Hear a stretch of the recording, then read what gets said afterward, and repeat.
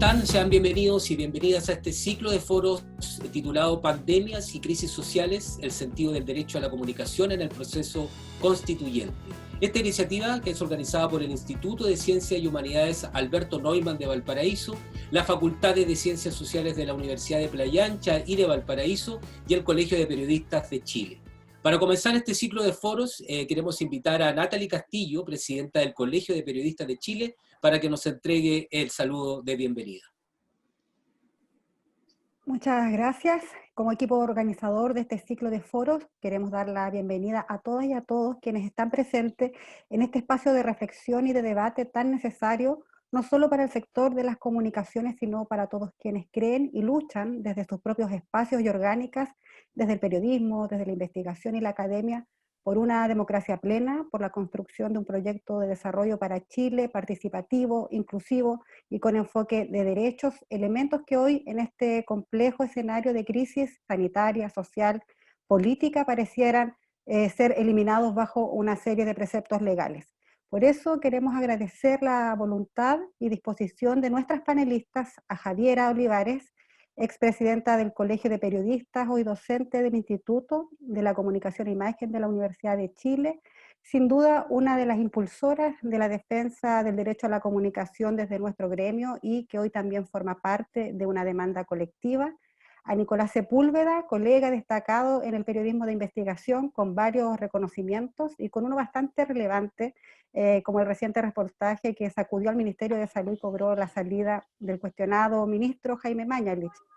Y a Alejandra Matus quisiéramos agradecer su presencia y su disposición, y aquí también quiero decir que no solo con nuestra convocatoria, sino con las diversas organizaciones, colectivos, medios que han requerido de su testimonio y de su impecable trabajo periodístico, que desde el inicio de esta pandemia en nuestro país supo revelar las inconsistencias del gobierno, las profundas negligencias de la estrategia en el conteo de las cifras, poniendo en valor el trabajo del periodismo a disposición de las mayorías.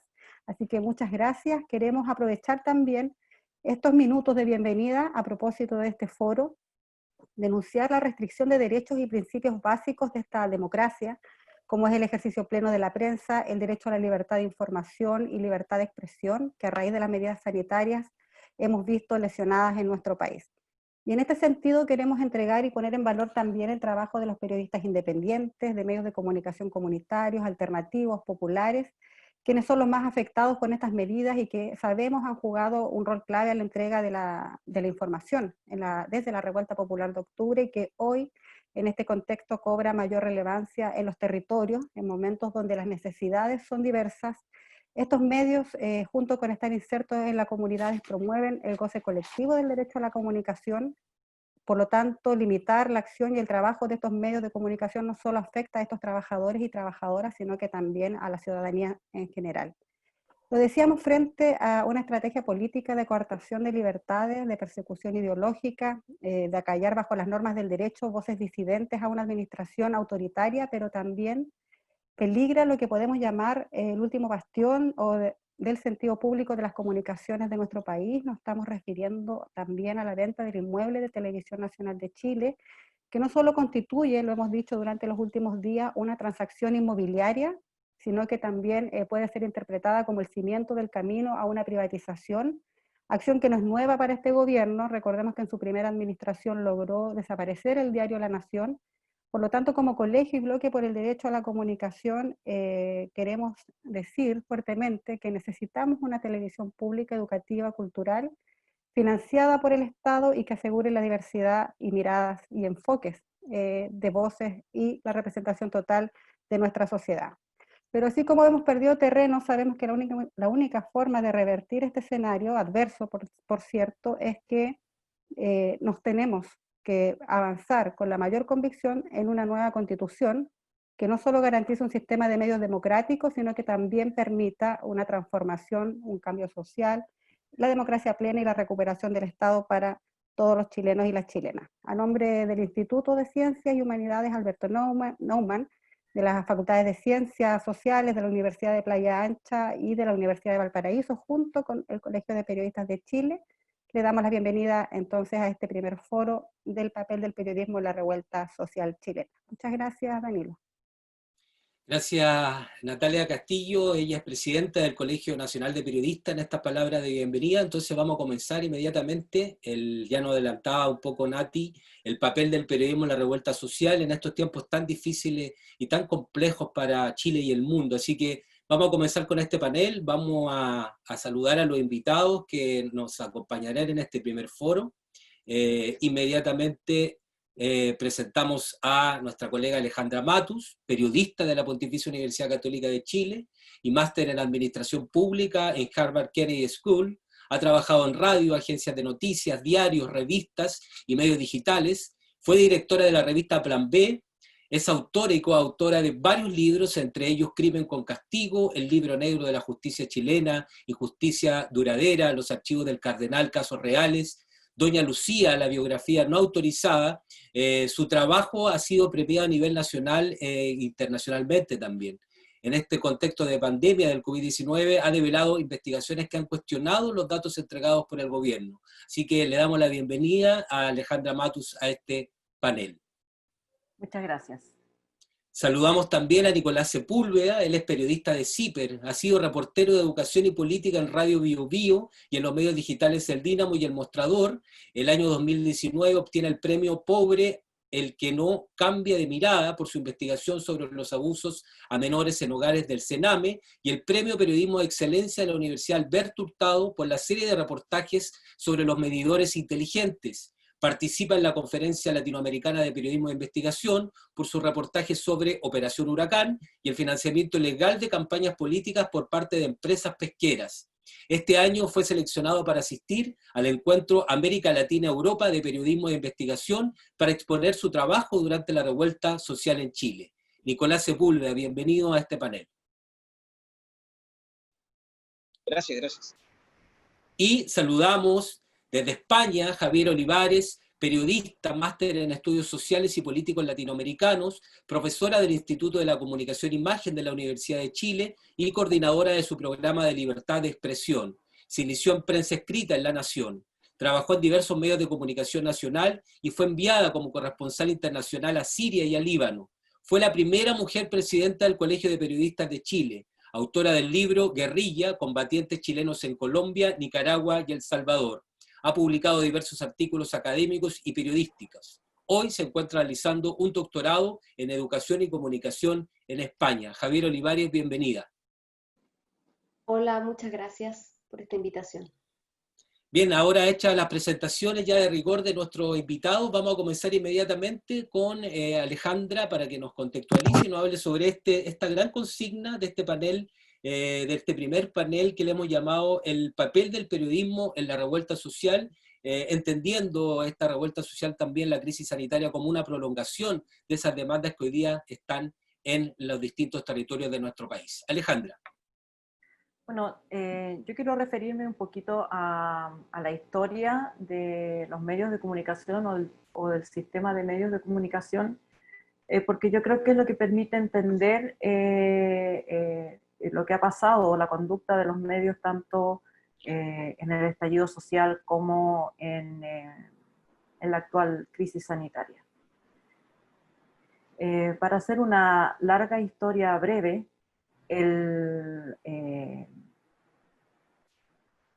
antes del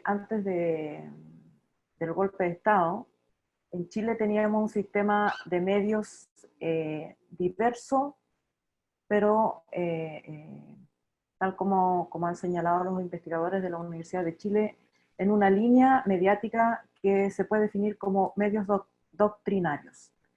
Es decir, teníamos diarios fundamentalmente, que era el principal medio, aunque ya había salido la televisión y había radio. Los diarios siempre han ocupado el lugar preponderante, sobre todo en definir la agenda pública. Y ahí estaba un diario del MIR, un diario del Partido Comunista, un diario de la ADC, un diario de los medios de derecha, en fin, digamos, estaba todo el espectro, cada cual tenía un diario. Y estos diarios no pretendían ser diarios ecuménicos, en el sentido de representar toda la realidad, sino que representaban la realidad desde sus puntos de vista políticos, digamos. al mismo tiempo que publicaban noticias, publicaban fundamentalmente o agitaban una doctrina política. Y, digamos, también esto era entendido por las audiencias, digamos, la audiencia no pretendía encontrar en ese tiempo en un solo medio una visión panorámica de la realidad, sino que se formaba probablemente leyendo unos y otros y tal. Cuando vino el golpe de Estado, clausuró todos los medios que no fueran el Mercurio y la Tercera. El Mercurio y la Tercera también vienen de esa tradición doctrinaria, aunque de alguna manera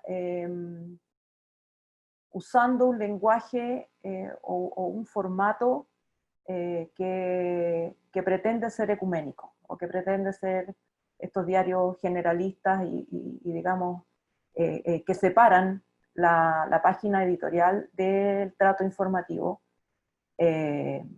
pero digamos se les permite continuar funcionando porque efectivamente jugaron un rol y el régimen los consideraba los medios aliados, se transformaron a partir de 1973 también en una suerte de medios oficialistas, que también, que también corrió el diario La Nación.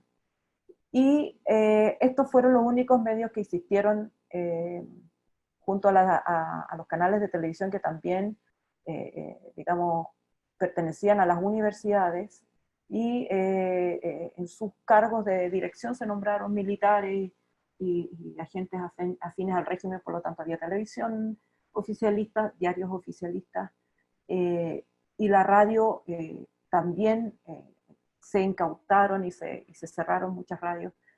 Había un control, por lo tanto, informativo prácticamente completo. Creo que la revista Ercilla era la única, así que más o menos quedó con un rol híbrido. A partir de las presiones por cambio político en el régimen, se empezó a abrir y a permitir la circulación de medios. Hay que recordar, por ejemplo, que el diario La Época o el diario Fortín Mapocho estuvieron años solicitando esos permisos y no fue fácil, pero finalmente en los últimos años de la dictadura se abrió el marco informativo y se permitió la existencia de los llamados medios opositores. Los medios opositores se financiaban con ayuda internacional fundamentalmente. Entonces, esto que podía haber sido una desventaja, de alguna manera también eran medios con una causa, es decir, la información que se publicaba ahí también tenía la causa de derrocar a la dictadura y volver a la democracia, y habían distintos matices políticos en los distintos medios, pero la ayuda internacional hizo que la libertad de esos grupos de periodistas respecto de la decisión de las pautas fuera enorme, porque no tenían que conseguir avisos, no dependían del avisaje, y por lo tanto, fuera de, por supuesto, de estar ejerciendo en dictadura y que había persecución política, el asesinato de Pepe Carrasco, y digamos, no era fácil, digamos, no era fácil ejercer en dictadura, pero desde el punto de vista intelectual de las temáticas que se hacían, había bastante amplitud. Incluso en esos medios, Pinochet se llamaba, le decían dictador, no le decían jefe de Estado ni su excelencia como los otros medios, y se publicaran importantes informaciones sobre derechos humanos, y una de esas informaciones en revista Cauce, bajo la dirección de Edwin Harrington y Mónica González, fue el famoso reportaje de la Casa de los Burros, que aún siendo dictadura y a pesar de las restricciones informativas, ese medio esa publicación logró detener el traspaso de esa propiedad al matrimonio Pinochet-Iriarte. Así que aunque estaban, digamos, siempre al borde de la prohibición y tenían que pasar la censura de Dinaco y todo eso, igual lograban remover la agenda informativa de aquellos años. Con la llegada de la democracia, pasó una cosa bien triste, que a todos el sistema informativo que emergió de la dictadura con muchas esperanzas de que venía, digamos, la alegría también se iba a expresar en libertad de expresión, en posibilidad de ejercer, ya sin miedo, que te pagaran el sueldo, porque también, digamos, era una constante de aquellos años que si no llegaba la plata de afuera, o los sueldos se atrasaban, en fin, digamos, todas las miserias que se pasaron en esos años, digamos, estaban contenidas con la esperanza de que con la llegada de la democracia todas fueran satisfechas y dejáramos de tener ese régimen de excepción. Sin embargo, a poco andar se impusieron las reglas de la transición. Las reglas de la transición fueron limitaciones tanto a los contenidos como al financiamiento. El Mercurio y la Tercera, el conglomerado, los dos conglomerados fueron saneados, justo antes de terminar la dictadura, se les perdonaron las deudas, pero no solo eso, cuando comenzó el nuevo régimen democrático, el Estado continuó usándolos como los medios preferentes para la publicidad estatal, que siempre ha sido una fuente tanto o más importante, dependiendo de los periodos de vacas flacas o vacas gordas, para el sustento de estos conglomerados. Del mismo modo, el Estado decidió no poner avisos en los otros medios que habían existido y que incluso habían contribuido a la llegada de la nueva democracia y de posicionar a los rostros que asumieron los cargos, digamos. No fue solamente la recuperación de la democracia en general, sino también en mostrar a los líderes a través de las entrevistas, etcétera, el menú de futuras autoridades salieron también de esos medios, incluso de sus cuerpos directivos y de sus consejos directivos y consejos editoriales. Pero se produjo una cierta, diría yo, fariseísmo, podría decirlo con una palabra simple, en el sentido de que las nuevas autoridades querían aparecer lo más independiente posible y por lo tanto desconocieron todo vínculo con estos medios y las palabras de Eugenio Tironi de aquellos años, si querían seguir existiendo tenían que ahora batirse con las leyes del mercado. Las leyes del mercado significaba para estos medios salir a buscar avisaje, por un lado, vivir sin avisos del Estado, podrían haber significado un piso, no lo tuvieron, y también renunciar a la ayuda internacional, porque algunos países quisieron seguir con la ayuda internacional, pero el propio Estado de Chile se interpuso en que esa ayuda siguiera llegando.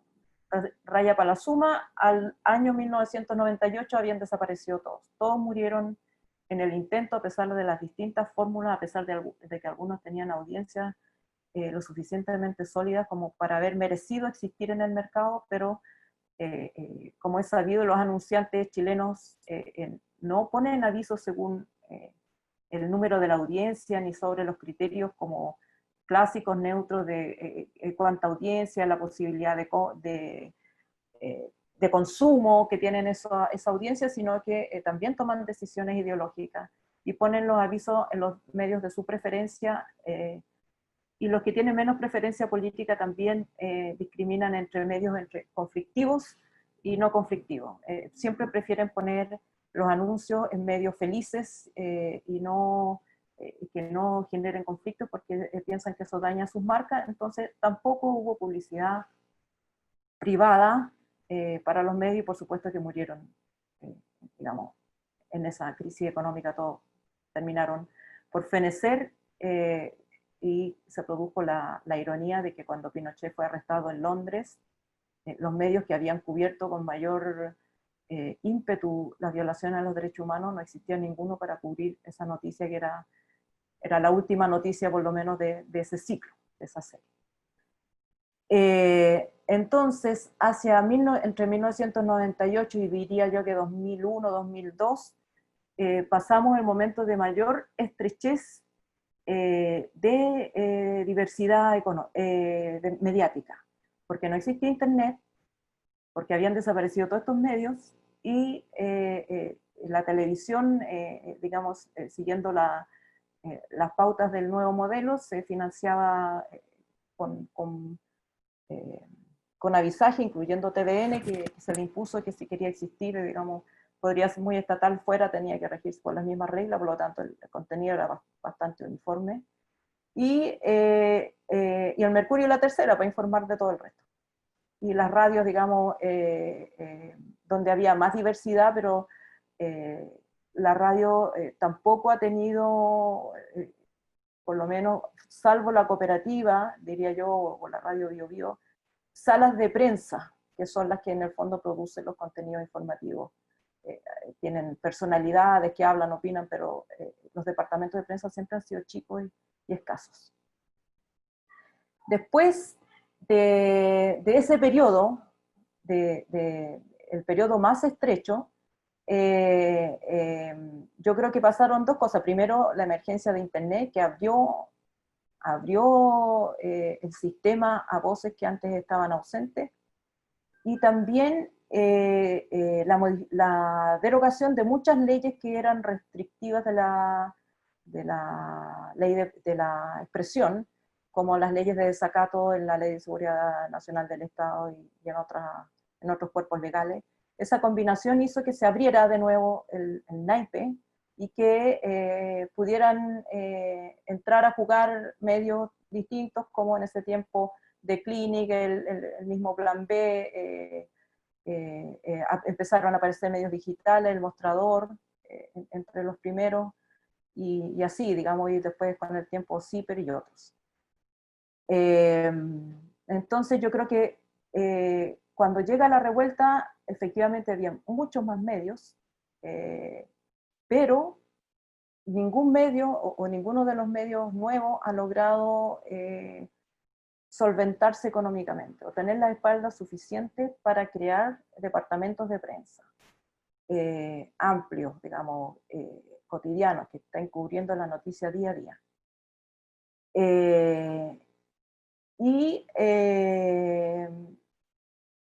Los grandes medios pasaron esa década bajando en una picada más o menos profunda sus ingresos. O sea, hoy día todo lo que consideramos el sistema de medios chileno está quebrado. O sea, no generan menos ingresos que sus ingresos. Con suerte un año pasado, no sé, pues Mega tuvo números azules, Mega y es noticia. Porque siempre están gastando más de lo que entra, y esto por múltiples factores, pero uno de los fundamentales es que la revolución digital digamos, ha terminado con el monopolio del avisaje de la gran llamada industria mediática. Hoy día la gente que vende cosas las vende directamente o hace sus propios anuncios y los pone directamente, y ha bajado también el precio del avisaje. Tampoco se han trasladado esos anuncios a los medios alternativos e independientes, porque sigue el mantra de esquivar lo conflictivo, y conflictivo es cualquier noticia que contradiga alguna versión oficial de cualquier cosa. Entonces, en ese marco, además, los grandes medios echaron a mucha gente. A lo primero que le echan mano es a lo que menos reditúa, y lo que menos reditúa son los departamentos de prensa. Entonces, aunque es el gasto más insignificante del gasto total de un canal de televisión, por ejemplo, a lo primero que echan mano para reducir los números rojos es a echar periodistas, echar periodistas, echar periodistas. Y entonces estos grandes medios no solamente estaban ahorcajados por sus propias líneas editoriales, sino que también materialmente tienen menos reporteros, menos periodistas. Un periodista que hace salud, tiene que hacer salud, educación, economía, está en la mañana en La Moneda y tiene que hacer 3 notas, y digamos, nunca hay tiempo para esos equipos para ir más allá de sacar la cuña y poner la cuña. Sacar la cuña y poner la cuña es reproducir básicamente lo que alguien dice. Y cuando se trata de cosas que pasan fuera de los marcos institucionales o fuera de las autoridades de todo tipo, la cobertura es más o menos como la página roja de los diarios de antaño, digamos. el conflicto, la pelea, la sangre, y así se tratan también los conflictos sociales, el estallido, pero no solo el estallido, esto es largo, digamos, ejemplos hay montones, pero casi siempre en el incidente, la molotov y el camión de Paco, digamos, en llamas, pero no, menos o con menos intensidad. ¿Por qué? ¿Por qué? O cuáles son las causales, o cuál es la proporción entre el llamado desmán y la gente que marchó pacíficamente, digamos, siempre se pone siempre en primer lugar el hecho violento y no, digamos, las otras manifestaciones. Y yo creo que las manifestaciones del 18 de octubre tuvieron la cualidad de cierta manera revelarse a esa cobertura. Es una cobertura que no empezó ahí, pero que hizo crisis ahí. Y como se mantuvieron las manifestaciones y se ahondaron e involucraron a amplios sectores de la sociedad chilena, no era una demanda temática, no era o la no más FP, o solo el feminismo, o solo, eran todo, digamos, educación, todo en un mismo grito. Esa cobertura quedó pasé, y cobraron aquí importancia la cobertura que hicieron medios independientes, y también las propias imágenes y los despachos que hacía la gente con su celular, porque digamos la tecnología sigue avanzando y sigue abarrotando costos, y casi cualquiera puede hacer sus propias transmisiones. Y con la pandemia me parece que además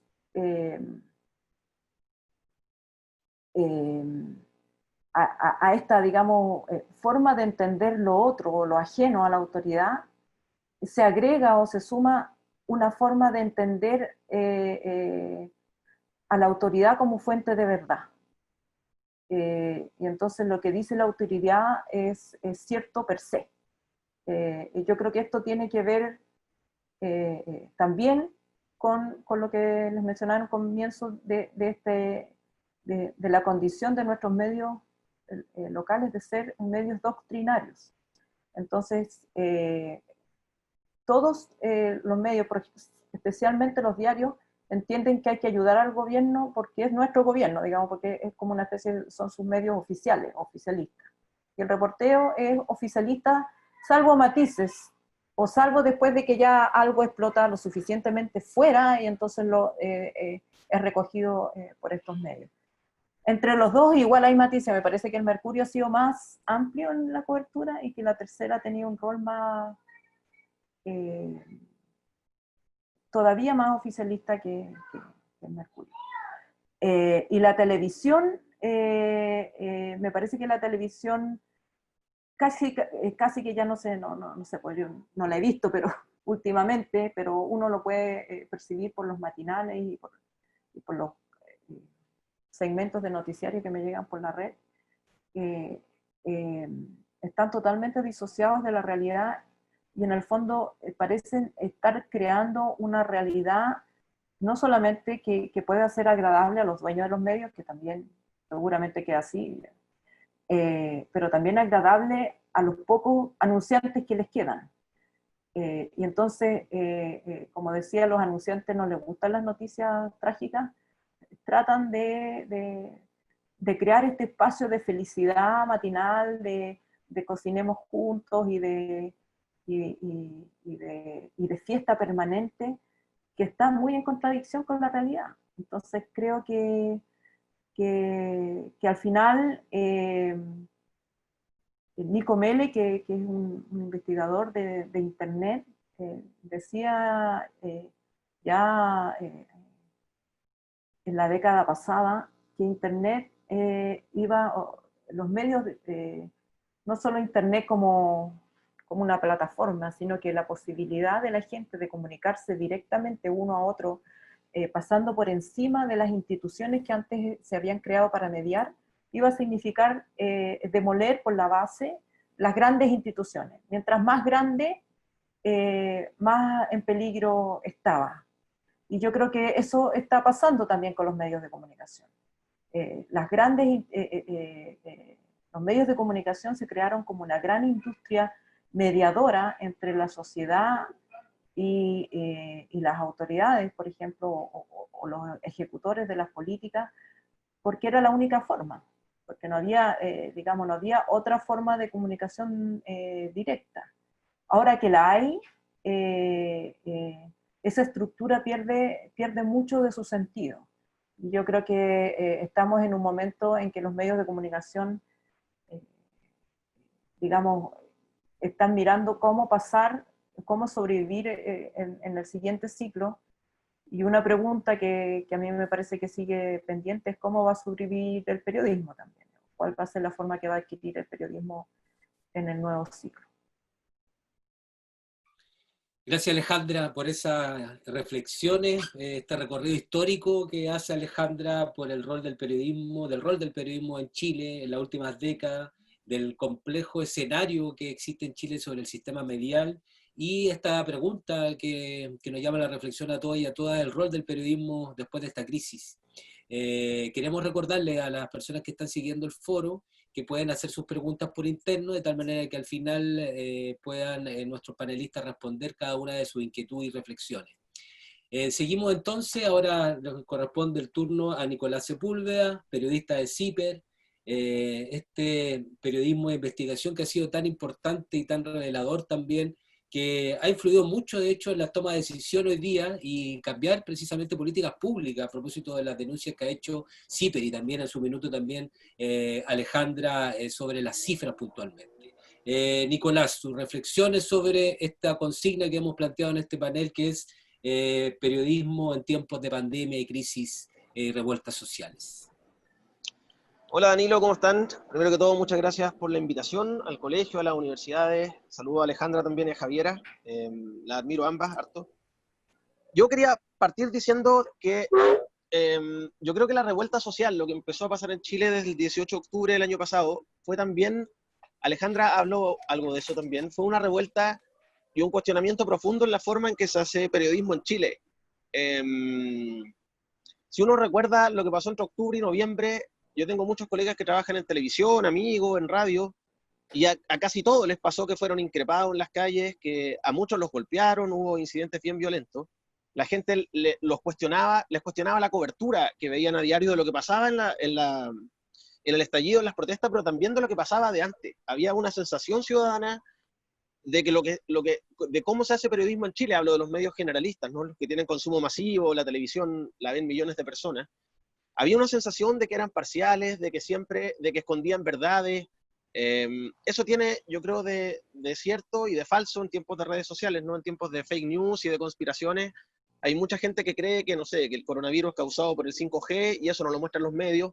Pero si sacamos un poco ese barro y nos vamos a los hechos, efectivamente había este cuestionamiento a cómo los medios generalistas cubrían la contingencia, cómo cubrían los abusos ciudadanos también. Si miramos, hay algunos estudios que han aparecido de la Universidad Católica, otros que se hacen en Estados Unidos respecto a confianza en los medios de comunicación, también eso lo han medido encuestadoras. Desde octubre en adelante, esa explosión que yo les decía, ese cuestionamiento a la forma de hacer periodismo, explotó, se hizo público, se verbalizó. En los matinales los manifestantes increpaban a los noteros, a los periodistas, y los periodistas les pasaban el micrófono. Y en la encuesta se evidencia cómo esa confianza en la comunicación en los medios se vino abajo, se derrumbó, ahora se ha ido recuperando un poco con la pandemia, pero el cuestionamiento sigue presente. Yo creo que eso es muy importante porque calza en Garza, ¿no? En este recuento histórico que hizo Alejandra, de cómo hoy en Chile es muy difícil hacer, primero, periodismo independiente por una crisis de financiamiento, pero también es muy difícil hacer periodismo de investigación. En los últimos años, hace, no sé, 3, 4 años atrás, estábamos todos muy contentos porque había medios que estaban abriendo unidades de investigación, que es un periodismo caro de hacer, que permite efectivamente revelar cosas importantes, que permite incidir en políticas públicas, pero necesita alguien que te financie 3 meses, digamos, que no entrega noticias diarias, sino que estás preparando algo más grande. Abrió una La Tercera, abrió otra unidad de investigación, la Bio, duraron un año y la cerraron ambas, digamos. Han habido crisis también en los medios independientes. Nosotros en CIPER tuvimos una crisis bien grande que nos puso en riesgo nuestra continuidad. pero adoptamos finalmente un modelo de socio, como lo hace el Faro en El Salvador, o lo que hace la gente del diario.es en España. Javiera debe conocer algo de esa experiencia, y nos ha ido muy bien, digamos. Hoy día yo creo que estamos entre la pandemia y el coronavirus, la cobertura que hemos hecho, yo creo que nos va a permitir incluso ampliar nuestro departamento de prensa. Pero no es lo que pasa en la mayoría de los medios. Y eso es interesante también, porque finalmente, cómo este cuestionamiento hacia la forma en que los medios de comunicación generalistas cubrían las noticias, no solo, yo lo decía, las protestas, sino también varias noticias impactantes, o sí, que causaron impacto en su momento, cómo fueron cubiertas desde el año 2014 en adelante.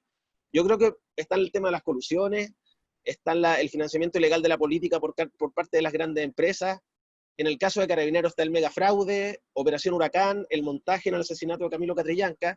Yo creo que si hacemos una línea de tiempo y vamos poniendo todos estos grandes hitos que nos hablan de abuso a la ciudadanía, de montajes, de mentiras, de trampas, de la clase dirigencial política, pero también de la policía y del ejército también, otro fraude además, yo creo que todos esos ingredientes aportaron también al estallido social de octubre. El estallido social de octubre no fue un alza del metro y el alza de la luz, que era lo que pasó ese año específicamente, sino que había una acumulación. Yo me acuerdo de conversaciones en septiembre, conversaciones familiares o en el metro o con amigos, que todo el mundo decía como, oye, pucha que aguantamos, digamos, oye, aguantamos harto todo esto que pasa. Entonces finalmente yo creo que toda esa olla a presión estalla en octubre, y ahí también es importante lo que se hace en el periodismo, lo que hacen los periodistas de investigación, lo que se hace en el periodismo independiente. Yo creo que en todos estos ejemplos que nombré, de abuso ciudadano, de trampas de la clase dirigencial, hubo siempre hay un trabajo importante de la Fiscalía, que los expertos lo que dicen es que ahí lo que influye es la reforma procesal penal, que finalmente le quita cierto clasismo que tenía el sistema penal chileno y permite la entrada de fiscales que no son todos criados en los mismos colegios de la élite, sino hay fiscales que son del ISO de número y que han aparecido lo que uno ha podido indagar, ¿no? Un poco más chúcaro a las presiones de la élite también. Pero también en todos esos casos hubo investigaciones periodísticas que empujaron la búsqueda de justicia en los casos de trampas legales, que se dieron a conocer y profundizaron lo que pasaba con la colusión, por ejemplo, en los casos de colusión.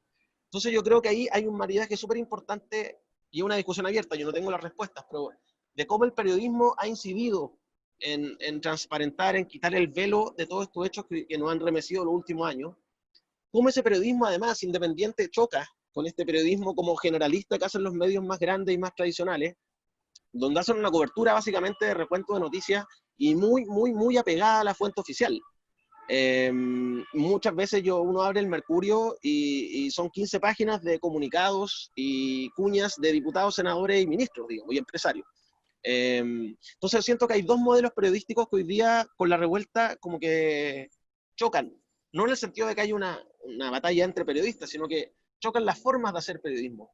Y hay un periodismo en crisis, que es el que vivía de los avisajes, que es el que vive de los auspicios, lo vemos, Alejandra lo mencionaba, en la televisión, lo vemos también en los diarios, digamos. Y es muy trágico también, porque uno tiene amigos en la tercera, que se están quedando sin pega. Hoy día la cantidad de periodistas cesantes en Chile es impresionante. Pero estamos en un momento muy rico de discusión, por este choque que yo les digo de cómo, en el fondo, cómo logramos que la ciudadanía, por una parte, se haga cargo, y el Estado también podría jugar un rol ahí, de generar una prensa independiente de los grandes poderes, que sea como un aliado de la ciudadanía en ese sentido. ¿Y qué va a pasar con los medios más antiguos, digamos, con los medios más en la tradición noventera de muy cercanos a la élite, muy defensores del modelo de la élite, muy este modelo de periodistas que cubren a partidos de derecha o de la concertación y luego se transforman en los asesores comunicacionales de esos partidos? Yo creo que esa discusión es muy interesante y tiene mucho que ver con el estallido y tiene mucho que ver con cómo hoy día se está haciendo periodismo en Chile.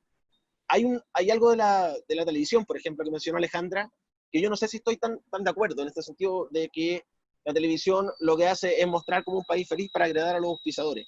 A mí lo que me ha tocado ver desde la revuelta en adelante, y actualmente también con el coronavirus, es abrir un poco los micrófonos. Eso pasó al principio, me acuerdo perfecto, en los matinales. Yo tengo un poco una obsesión con los matinales, siempre me ha interesado como lugar de generación de opinión pública también, más que los programas políticos de élite, digamos, ¿no? Y los matinales al principio me acuerdo que empezaron a llevar dirigentes sociales, estaban al aire, hay matinales que estuvieron 8 horas al aire los primeros días de la revuelta, efectivamente estaban en la calle, abrieron los micrófonos, pero rápidamente, hoy día siguen, yo creo que hoy día nos muestran un país feliz, uno hoy día mira los matinales, siguen hablando hoy día de la pandemia, antes del estallido social, están en el tema duro y marca muy bien en rating. Yo creo que por eso lo siguen haciendo, porque también yo creo que la revuelta politizó la discusión en Chile y se politizó también la ciudadanía, ¿no? Entonces son temas hoy día que importan. Pero luego que abrieron los micrófonos al inicio de la revuelta, rápidamente empezaron a poner como panelistas, y eso se mantiene hasta hoy día, a diputados, a personas que son políticos duros, que uno nunca hubiera pensado en el modelo antes de la revuelta, que podían ser panelistas de matinal. Hoy día Marcela Cubillo es panelista estable, bienvenido, el senador Alamán está en todos los matinales, el senador Girardi, etcétera. Entonces, los especialistas tendrán que analizarlo, digamos, pero yo creo que la televisión sí está cubriendo los temas duros, pero también puede que estén haciendo un juego ahí de revalidación también de los poderes cuestionados, ¿no? ¿Qué más cuestionado que nuestro Congreso? Y ellos hoy día son las voces que están discutiendo los temas clave en los paneles de televisión, ya no solo en Estado Nacional y en los programas políticos clásicos, sino también en los matinales, en los programas de ayuda social. Pero bueno, eso, en CIPER a nosotros la revuelta social yo creo que la cubrimos al igual que el resto de la prensa independiente, como había que hacerlo. Los primeros días fue salir a la calle a ver qué estaba pasando. Rápidamente, al tercer día estábamos recorriendo los hospitales, donde nos dábamos cuenta de que todos los médicos nos decían hay mucho herido ocular. Eso después se transformó en un tema muy relevante. Luego, tratando de descubrir lo que decía Carabineros, que como siempre nos decía que, si se acordarán, que los balines eran de goma. Finalmente se pudo demostrar que no eran de goma. Ahí es un tema pendiente, toda la revuelta quedó pendiente, creo yo. También lo que decía Alejandra de esto de reportear las causas, porque una cosa es el día a día, entonces uno como periodista hace periodismo básico, digamos, ¿no? De ir contrastando lo que dicen las autoridades, ir mostrando lo que pasa en el día a día, pero también cómo vamos mirando las causas, las causas del estallido, las discusiones más de fondo, y en CIPER eso lo fuimos cubriendo con un espacio que se abrió que se llama CIPER Académico, donde intentamos darle espacio a la redundancia, académicos, investigadores de las universidades, porque yo creo que se acuerdan, hace un tiempo salieron unos estudios que mostraban que los papers académicos no eran leídos por nadie. Entonces ahí nos dimos cuenta de que había muy buen material académico en Chile y que era muy importante masificar ese conocimiento, ¿no? Y eso ha funcionado bien, digamos, hay un buen espacio de debate ahí. Por supuesto, el periodismo de investigación, en particular en CIPER, los temas son más complejos. En el último tiempo hemos tenido un incremento de visitas muy importante, digamos, yo creo que antes de la revuelta social, un tema súper técnico, o antes de la pandemia, hoy día reportajes que hemos publicado en la pandemia tienen más de 300.000 lecturas, eso para nosotros antes no pasaba. Pero claro, los temas que analizan las causas del estallido social o los temas más técnicos hoy día de la pandemia abren discusiones, pero claro, no son tan masivos. Lo que sí yo he visto es que los medios tradicionalistas se han visto obligados, Alejandra lo mencionó también, a recoger algunas pautas. Yo cuando hablo con los colegas que trabajan en televisión, en los departamentos de prensa de la televisión, ellos admiran mucho lo que se hace en la prensa independiente y están muy preocupados de capacitarse. Muchos no saben cómo hacer periodismo de investigación, no saben cómo trabajar bases de datos, y asisten a talleres, se preocupan. Les pasa, por supuesto, que en sus canales o en los diarios grandes, hay muchas veces les frenan temas, pero también muchas veces no. Y muchas veces pasa que los periodistas no saben cómo hacer ese periodismo más duro, de más largo plazo, más complejo, donde uno tiene que estudiar hasta entender un tema y luego poder tener como la voz autorizada para poder tratarlo, ¿no? Para hablar con un especialista, para entender cuál es la trampa, qué es lo que pasa ahí.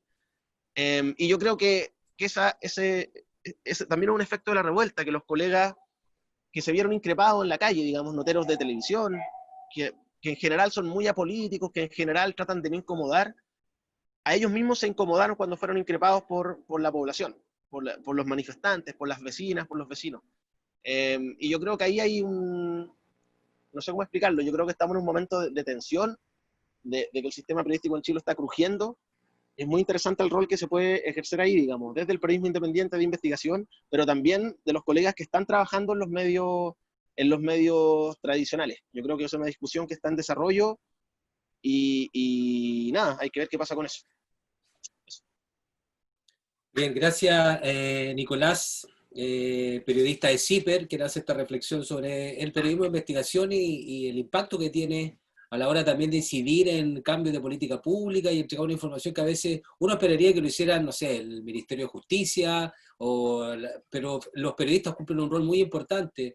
Recuerdo a Patricia Verdugo en algún minuto también sus investigaciones fueron muy relevantes en materia de derechos humanos. Entonces, reivindicar ese trabajo que se realiza desde el periodismo de investigación.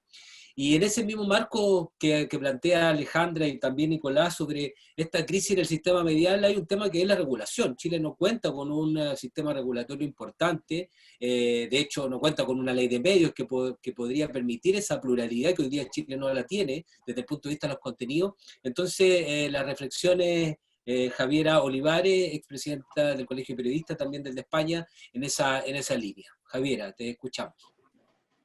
Gracias, Danilo.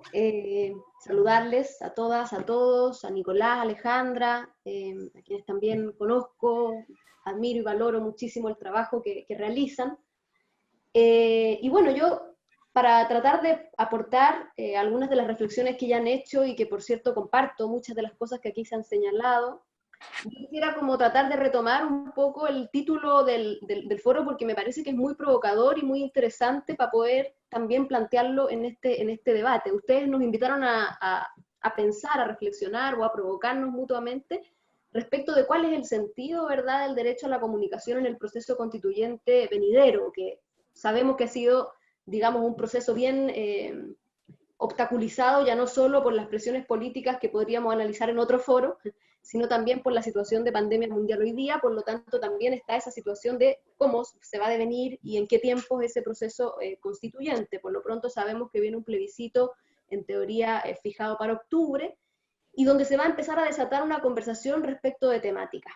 Y yo planteo esto porque me parece que tiene que ver con lo que justamente me antecede aquí Danilo, al preguntarme o al plantearme la inquietud respecto de las regulaciones en el sistema democrático chileno, respecto del ejercicio del periodismo y el derecho a la comunicación, a la información de interés público, a la libertad de expresión. Y ahí la ALES, bueno, hizo un repaso muy, muy acucioso y muy interesante de lo que ha sido, ¿verdad?, el ejercicio del periodismo y la regulación o los devenires del sistema de medios de comunicación desde antes la dictadura, durante la dictadura y post-dictadura en la etapa transicional.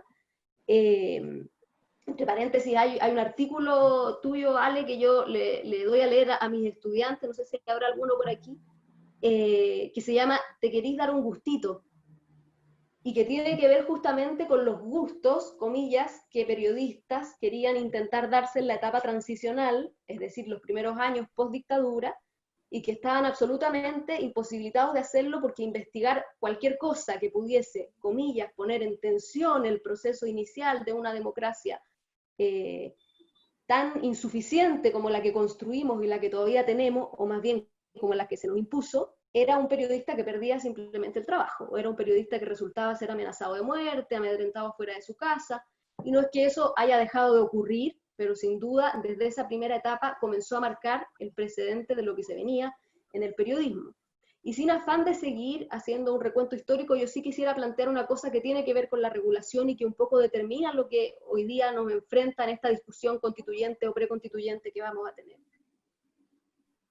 Y que ilustra, creo, justamente la razón de los poderes fácticos detrás de esta etapa transicional o de transición que, bueno, a mi juicio todavía tenemos que preguntarnos si ha terminado o no, o cuándo es que termina, si es que la revuelta la ha votado, o tenemos que esperar a tener una nueva constitución para decir que hemos terminado la etapa de transición a la democracia en Chile.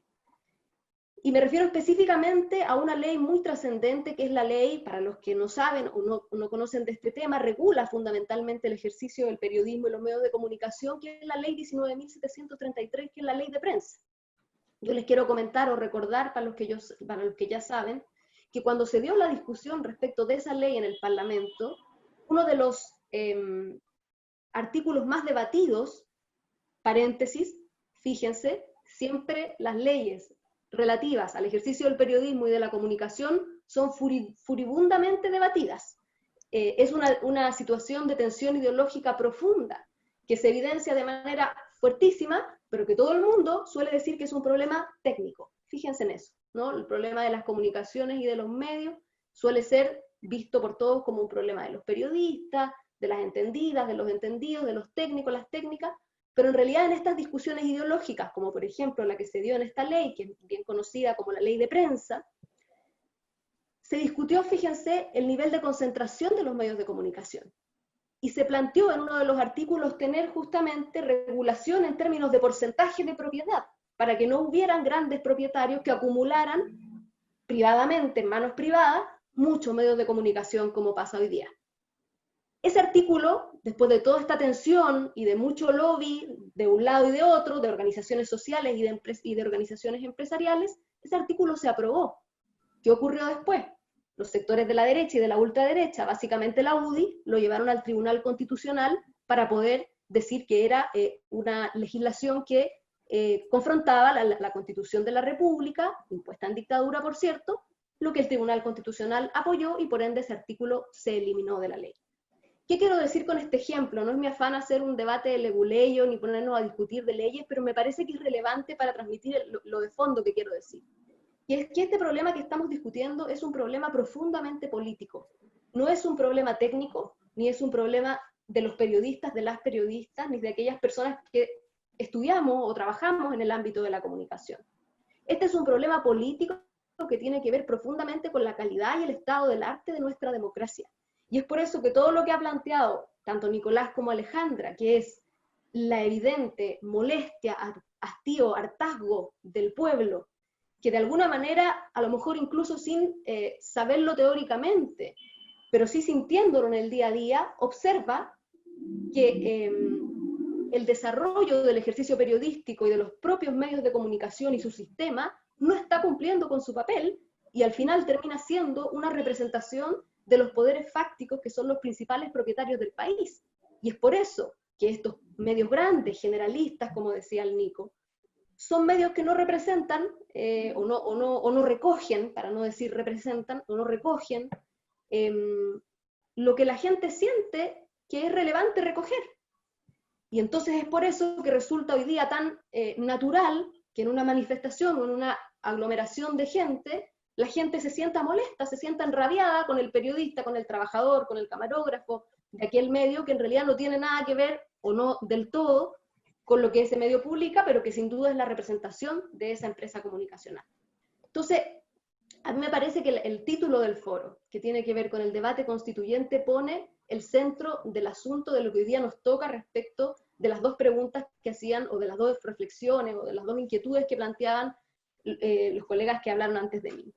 Que es qué periodismo vamos a construir o necesitamos hoy día para este Chile que queremos reconstruir, remirar, reflexionar, y cómo hoy día sostener medios de comunicación que tienen que tener características distintas a las que hoy día conocemos de manera generalista y que también hemos visto situaciones excepcionales que han mostrado, sí, estoy muy de acuerdo con eso, buenas prácticas. Y ahí a mí me parece que es trascendental que este planteamiento que ha tenido la gente en las calles, que de verdad a mí me sobrecoge y me parece súper importante, me parece que tiene que ver con una cuota de politización del debate, este planteamiento de decir, queremos medios distintos, ya no le creemos a la televisión, qué bien lo que está haciendo CIPER, o qué bien lo que está haciendo la radio Villa Francia, y de salir a las calles con pancartas que digan, cuenten la verdad, apaga la tele.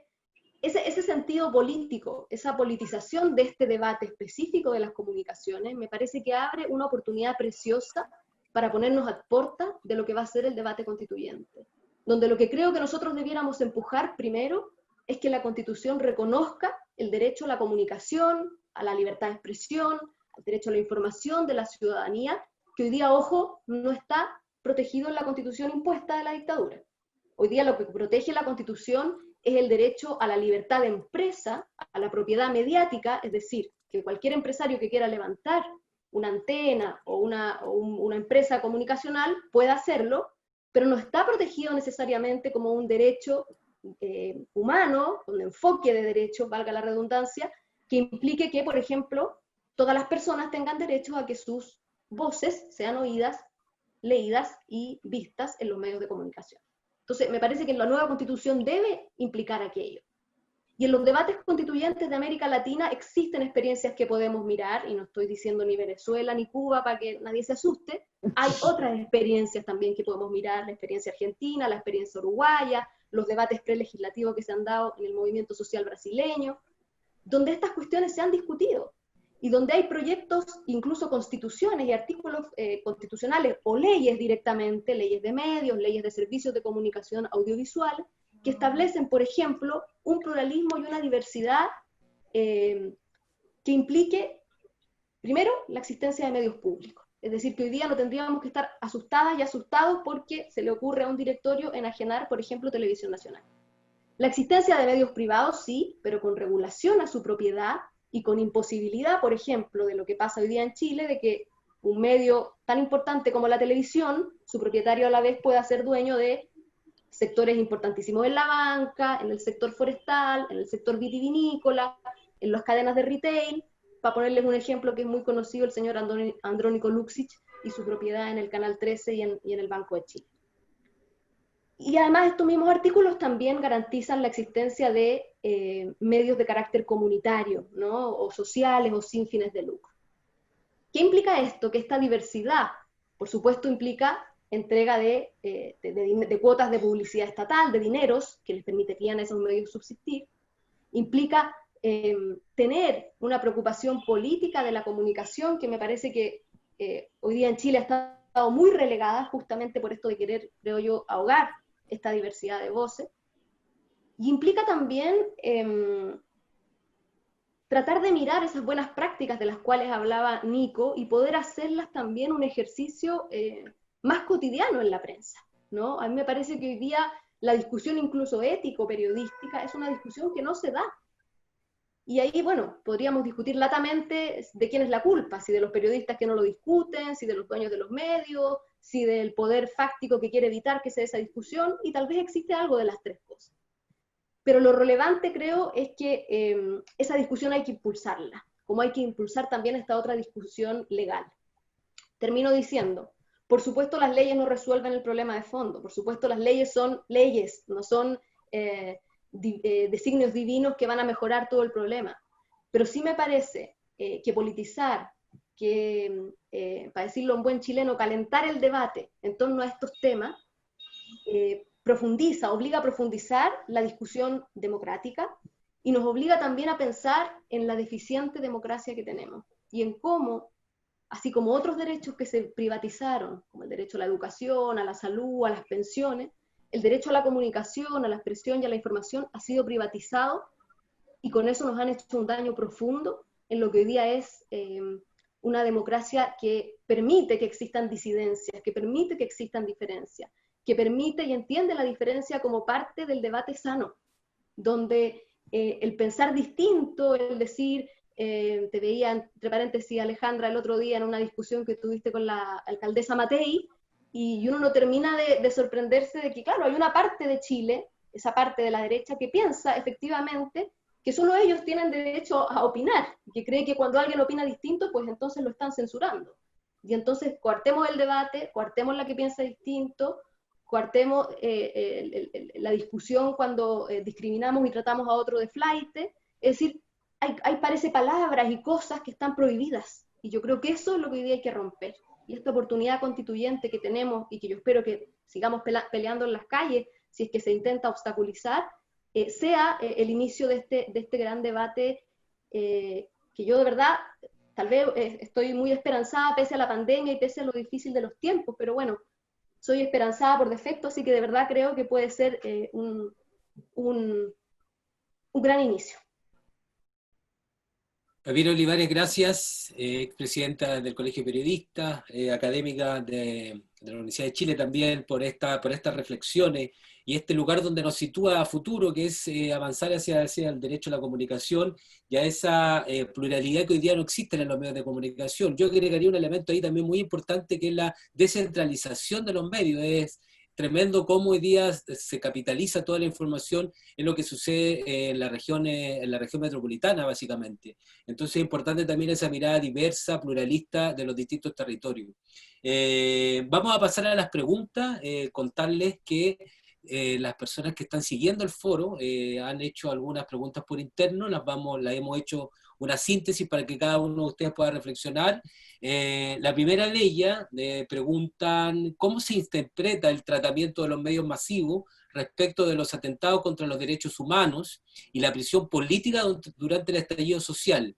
¿Puede entenderse como una colusión más entre el poder, los medios, las fuerzas represivas y la justicia en el negacionismo histórico? Me gustaría partir con Alejandra esta pregunta. Bueno, yo creo que digamos, la pregunta tiene muchos conceptos grandes, ¿no? Pero es difícil responder sí o no.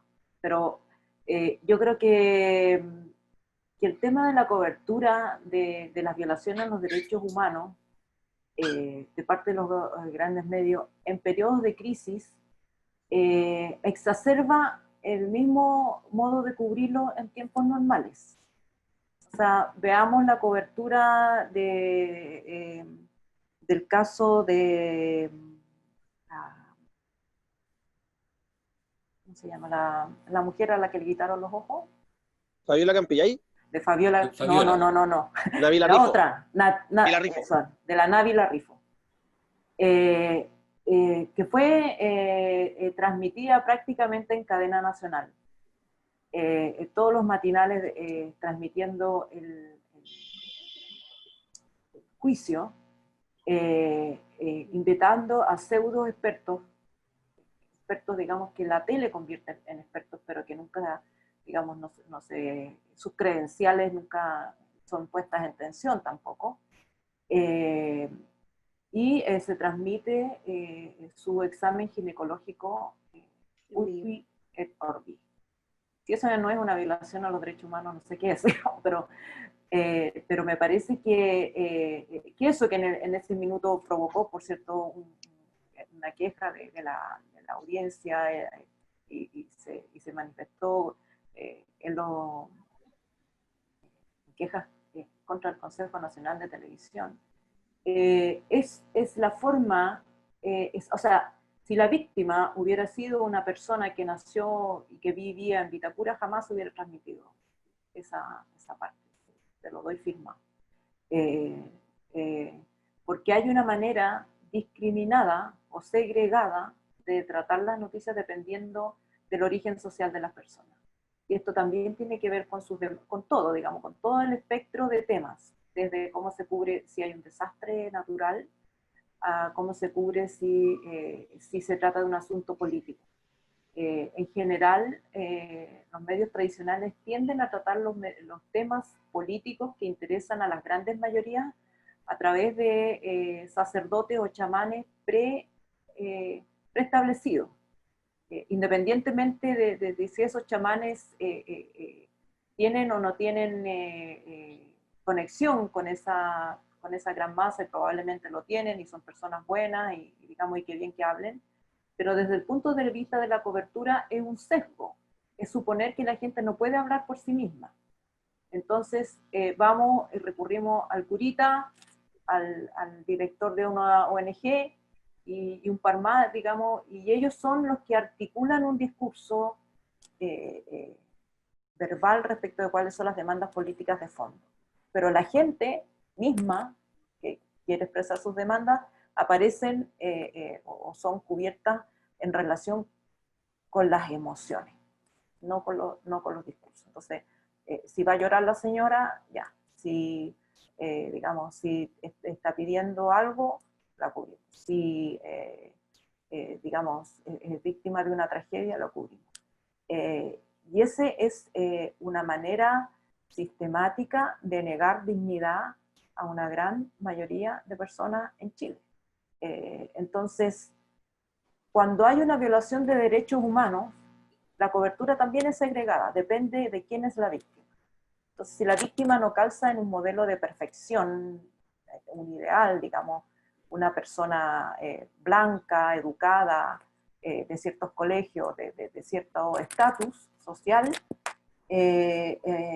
inmediatamente cae bajo sospecha de tener propósitos oscuros, de que es falso. Y esto yo creo que en esta escala de jerarquización del valor que le doy a la persona a la que voy a entrevistar respecto de los hechos que ha vivido, en el último escalón está el pueblo mapuche.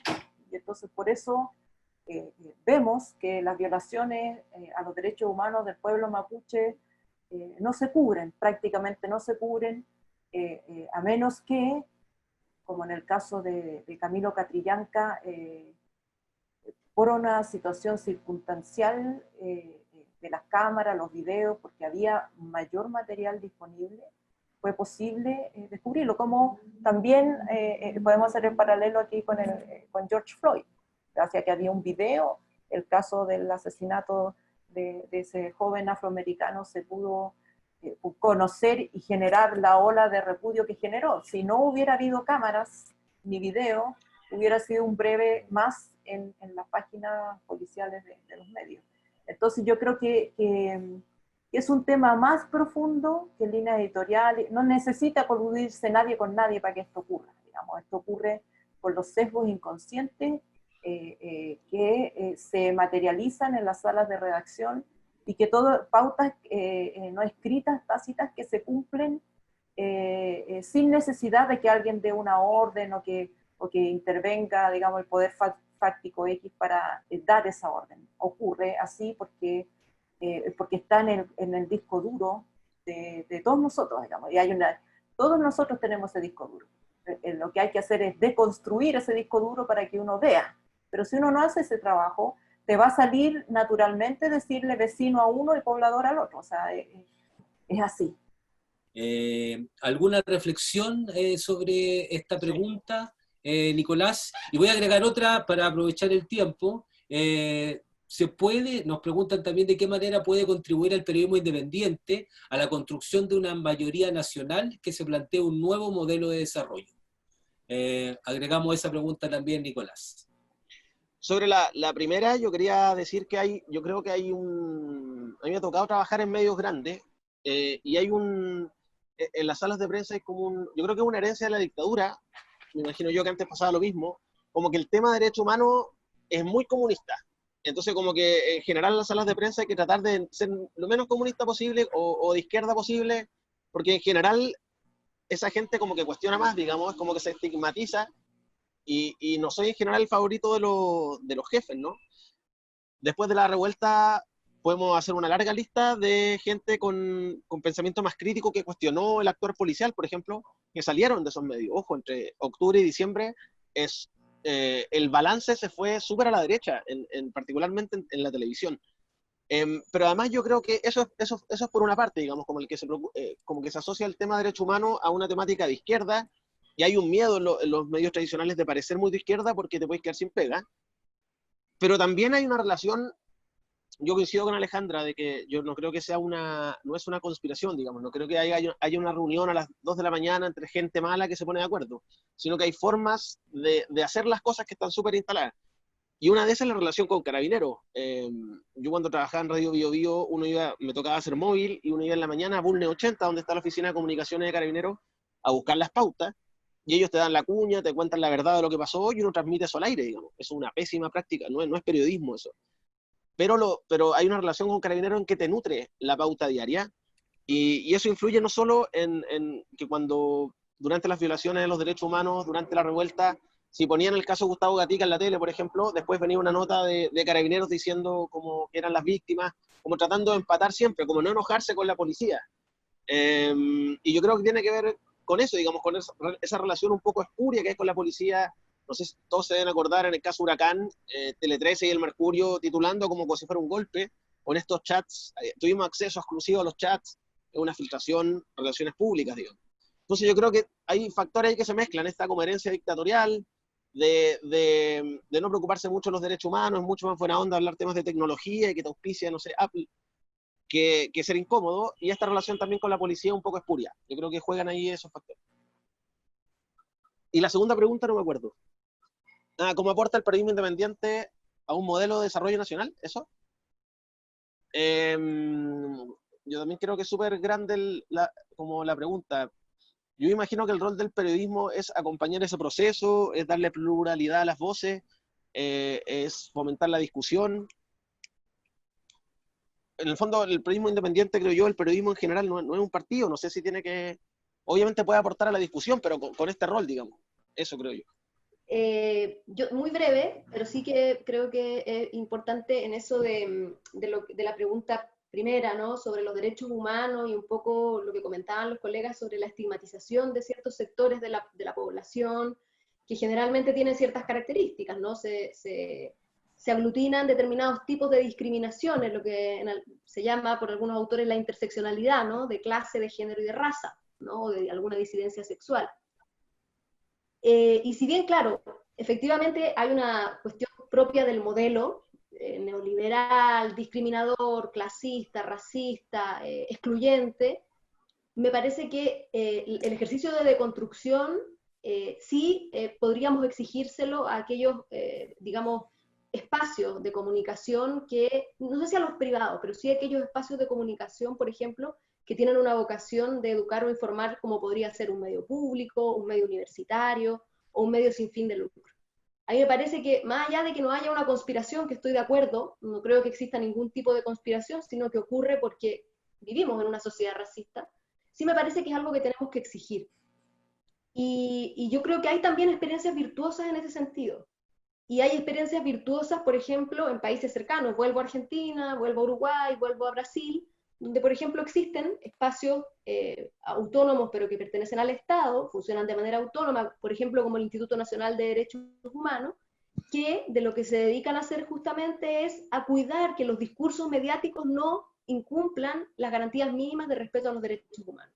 Y cuando eso pasa, pues se produce toda una cadena que tiene recursos y que implica todo un tiempo educativo y de trabajo, no implica una sanción penal ni de ningún tipo punitivo, digamos, pero sí un trabajo educativo respecto de por qué eso no debe pasar.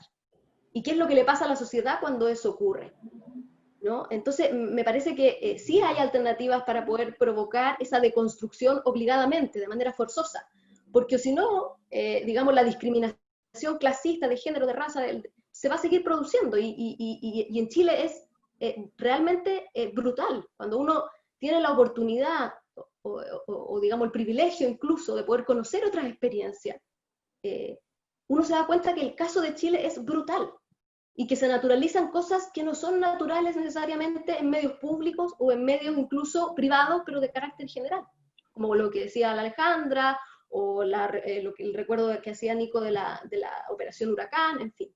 Me acuerdo, no sé si se acuerdan, de la escena específica del allanamiento a la casa de Héctor Yaitul al inicio de la Operación Huracán, que fue transmitida por el canal público de Chile por Televisión Nacional, grabada en una cosa absolutamente irregular, ilegal, que contraviene todos los, parámetros de organizaciones internacionales de derechos humanos, que es no dar derecho a réplica, no explicarle por qué lo estaban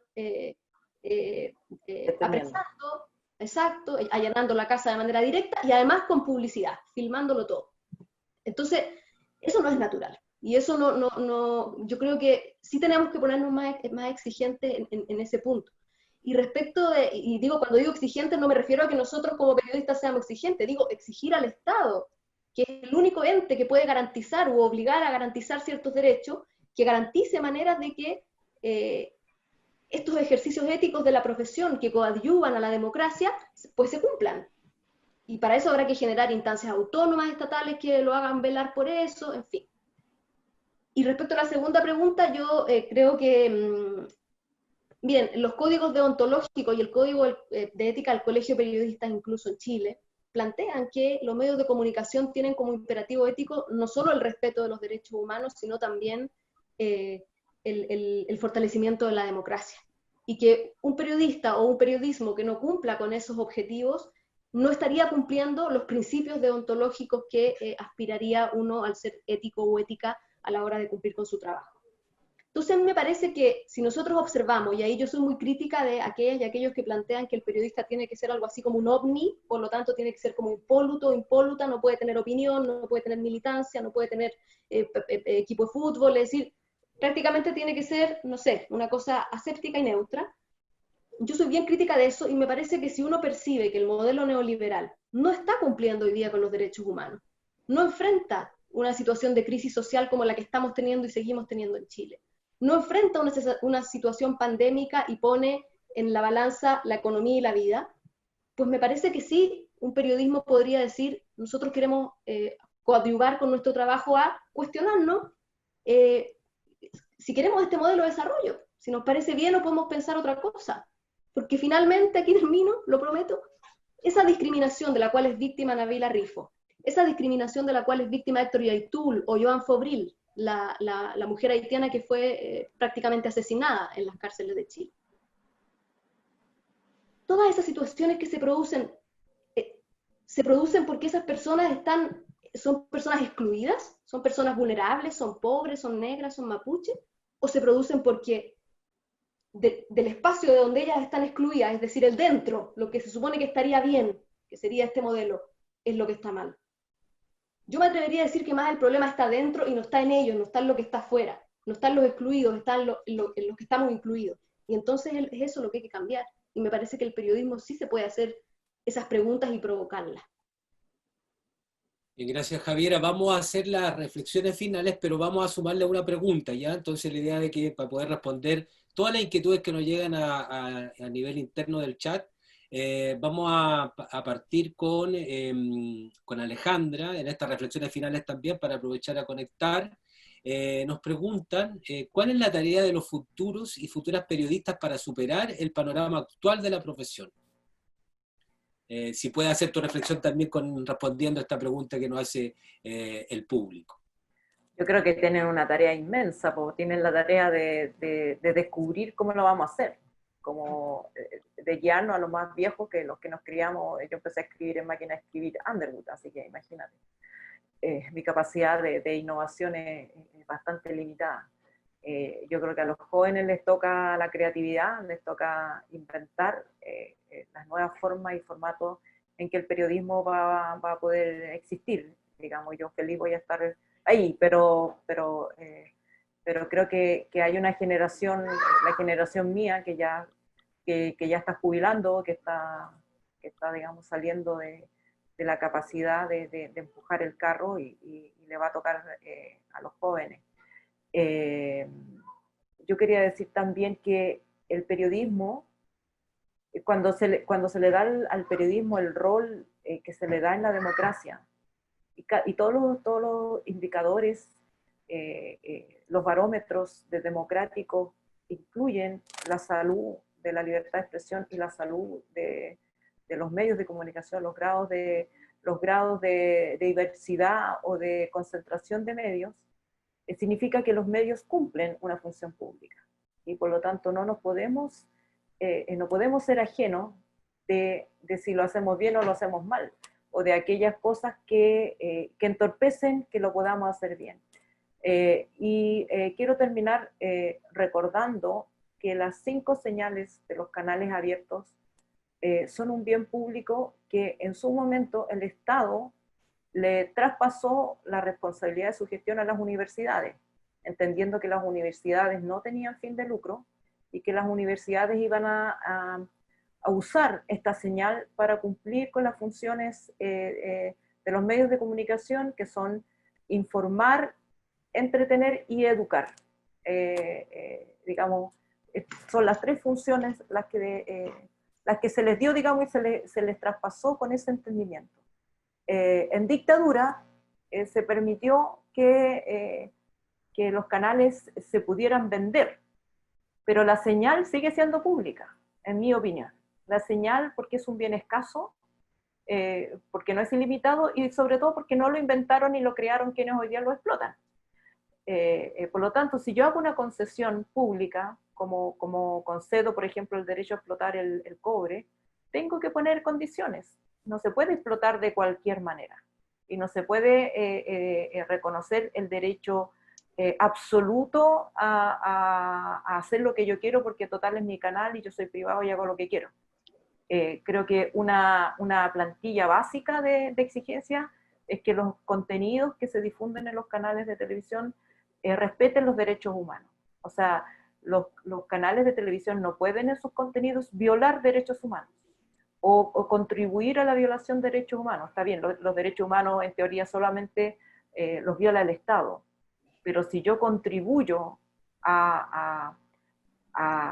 digamos, a dañar o lesionar la dignidad de una persona, cualquiera sea su situación, cualquiera sea el delito que haya cometido, cualquiera sea su situación en la sociedad, si yo contribuyo a dañar su dignidad como ser humano, que es el derecho básico de toda persona en Chile, me tengo que hacer cargo.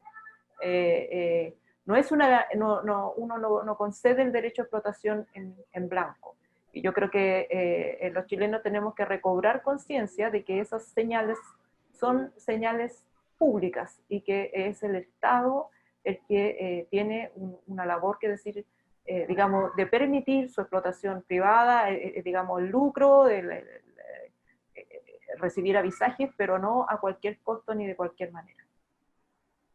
Gracias, Alejandra. Bueno, el debate un poco que se nos propone en este foro de cómo avanzamos, que ese proceso constituyente garantice ese derecho a la comunicación y se construya una ley de medios que permita regular y colocar en perspectiva ese bien que es público, como tú lo señalabas, Alejandra, que es el espacio radioeléctrico en Chile. Nicolás, aquí va, bueno, las preguntas para tratar de ir respondiendo también a estas reflexiones finales. Dada la concentración en los medios de comunicación en nuestro país, ¿qué sistemas de medios podemos recoger, considerando la experiencia internacional, pero además resguardando este periodismo de investigación que es tan importante el que realizan CIPER o otros colegas como Alejandra también? Es que yo creo que es una premisa lo de la concentración mediática en Chile, yo creo que sí es cierta, pero yo creo que estamos en un momento yo insisto con lo que dije al principio, que estamos en un momento de ruptura o de tensión, y que yo no sé si las cosas van a seguir siendo así, digamos. Cuando miramos desde la revuelta social en adelante, esta caída en la confianza en los medios de comunicación tradicionales, esta crisis económica brutal que están teniendo, esta reducción que están teniendo sus equipos de prensa, digamos, esto no es algo teórico ni algo que uno vaya a decir en el futuro. La Tercera dejó de publicarse en la semana, se han cerrado diarios, el Mercurio está despidiendo masivamente a periodistas en regiones y en Santiago, es decir, son cambios que están pasando ahora, y desde la revuelta social en adelante también hay una emergencia de nuevos medios de comunicación, o al menos así entendidos, Piensa Prensa, Radio Villa Francia es más antigua, pero tienen cientos de miles de seguidores en redes sociales, la misma Alejandra ha dado clases de periodismo de investigación a través de Twitter, haciendo hilos de Twitter, que yo encuentro que es un formato maravilloso, de lo que preguntaban de nuevas formas de hacer nuevos formatos, entonces yo creo que está todo eso pasando, entonces yo no sé, efectivamente hay una concentración mediática de los grandes medios de comunicación que pueden contratar a departamentos de prensa con 70 periodistas, eso es cierto, pero cada día más ese modelo está en crisis y cada día más hay emergencia de nuevos medios de comunicación. En CIPER nosotros recogemos la experiencia de lo que hacen medios, yo los nombré algunos hace un rato, El Faro en El Salvador, lo que hace el diario.es en España, que es muy interesante, ellos son un diario más grande, ¿sí? son un diario, valga la redundancia, tiene una edición diaria, son muchos periodistas, pero el modelo de financiamiento de ellos es de aporte de los ciudadanos, digo, para asegurar la independencia total y absoluta. En Latinoamérica está lleno de ejemplos de pequeños medios de comunicación, como el modelo de CIPER, digamos, son equipos de prensa que no son más a veces son 5 periodistas, 7 periodistas, 10 periodistas, depende cómo están tus finanzas, pero que se puede hacer, yo creo que se puede hacer buen periodismo con pequeño equipo, o incluso con un periodista, como lo ha demostrado la misma Alejandra. Pero no tengo ninguna certeza, digamos, yo creo que está todo en discusión, hoy día es un momento súper, a pesar de la crisis, a pesar de los colegas cesantes, es un modelo súper rico, porque además, Javiera lo decía, estamos en un proceso constituyente en Chile, y la discusión del derecho a la comunicación es un temazo. Entre medio de todo esto nos enteramos que TVN va a vender su edificio institucional, es decir, es como un derrumbe del modelo tradicional, y hay mucha emergencia y ganas de periodistas, de comunicadores y de la población en general de tener prensa que la represente, digamos, que en la que confíe. Entonces yo creo que esa discusión hay que seguir dándola, impulsándola y haciendo buena pega nomás. Eso. Sí, muy importante lo que dice Nicolás en el sentido de que ya se está articulando un bloque por el derecho a la comunicación a propósito de la revuelta social, y eso es importante porque ahí confluyen comunicadores, periodistas, en medios de comunicación, camarógrafos, y es un momento importante de discusión. La nueva Constitución debe garantizar ese derecho a la comunicación, eso es lo que por lo menos hemos levantado desde el Colegio de Periodistas, y eso se construye obviamente con todos aquellos que aportan a los distintos procesos comunicacionales que se encuentran en Chile. Entonces ahí hay un desafío y una tarea muy importante. Y finalmente, con la pregunta, vamos a ir cerrando con la pregunta de Marcel Gaete desde Atacama, a Javiera: los cambios necesarios con una nueva constitución, a propósito, ¿podrán resguardar los derechos a la comunicación y a las audiencias a informarse mejor? Pregunta para Javiera. Bueno, yo lo dije antes y lo reitero, yo creo que las discusiones constituyentes y también legales no garantizan necesariamente ni el éxito ni son presagios divinos, porque siempre las leyes se pueden infringir, porque siempre si hay mala fiscalización eso podría no fiscalizarse adecuadamente. Sin embargo, sí me parecen que son muy relevantes y, insisto, ahí hay que mirar bonitas experiencias del nuevo constitucionalismo latinoamericano, especialmente la experiencia de la Ley de Servicios de Comunicación Audiovisual Argentina, que lo que hizo fue politizar el debate. A mí me parece súper bien lo que estamos haciendo acá, que es que estamos discutiendo desde el ejercicio del periodismo, desde el trabajo de las personas que miramos, trabajamos, estamos todos los días pendientes del ámbito de la comunicación, pero también me parece todavía más bonito cuando este ejercicio se hace con personas que no están en este rubro o en este mundo. Porque creo que esta discusión, reitero lo que dije antes, es extremadamente política y relevante para la democracia y no se puede quedar solo en nosotras. Creo que tiene que ser una discusión que tiene que darse desde el territorio, desde la base más humilde y sencilla hasta la alta academia o la alta legislatura. Me parece que es una discusión transversal.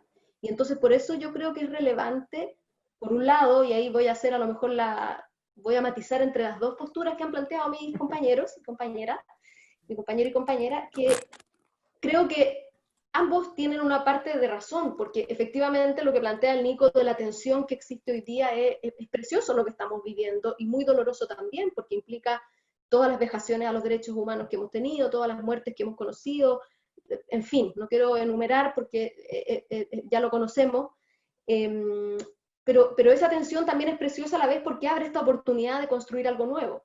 Pero tampoco es menos cierto lo que plantea Alejandra respecto de las cosas tradicionales que ya tenemos. Hoy día tenemos una televisión que está dañando la dignidad de las personas, a mi juicio, día a día, que expresa un clasismo que, claro, invita a algunos políticos a conversar, es cierto, pero ni siquiera se preocupa, por ejemplo, de invitar a políticos que ojalá representen toda la diversidad de la plana política del país, incluso aquellos políticos que no están representados y políticas en el Parlamento, aquellos que hacen y aquellas que hacen política, por ejemplo, en las calles, en la sociedad civil, en fin. O sea, creo que queda mucho por hacer también con lo tradicional y yo soy de las que no cree que lo tradicional va a morir.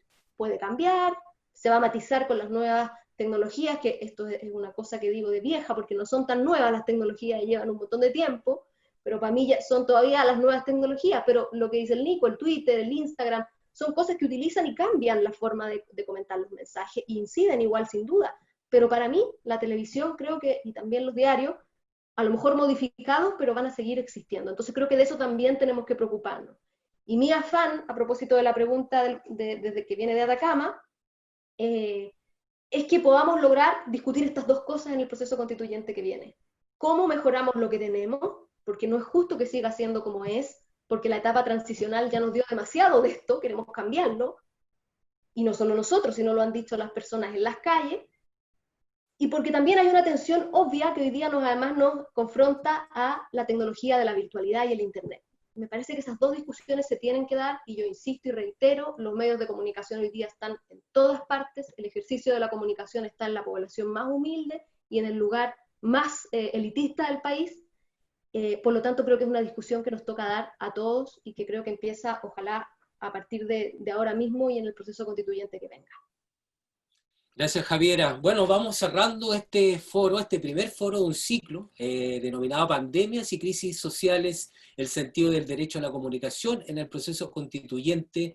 Y en este primer capítulo nos acompañó Javiera Olivares, Alejandra Matus y Nicolás Sepúlveda, periodistas que han entregado todo su conocimiento y todas estas reflexiones tan importantes y tan necesarias para el debate, como lo señalaba Javiera. Queremos invitarlos para la próxima semana al foro El impacto de los medios universitarios y en resistencia en la crisis chilena. Así que todos también invitados a este segundo foro que organiza el Instituto de Ciencias y Humanidades Alberto Neumann de Valparaíso, las Facultades de Ciencias Sociales de la Universidad de Playa Ancha y de la Universidad de Valparaíso y el Colegio Nacional de Periodistas. Nos despedimos a nuestros invitados, invitadas y a quienes fueron parte de esta primera mesa de este ciclo de foros. Un abrazo a todos y a todas, nos vemos en otra oportunidad.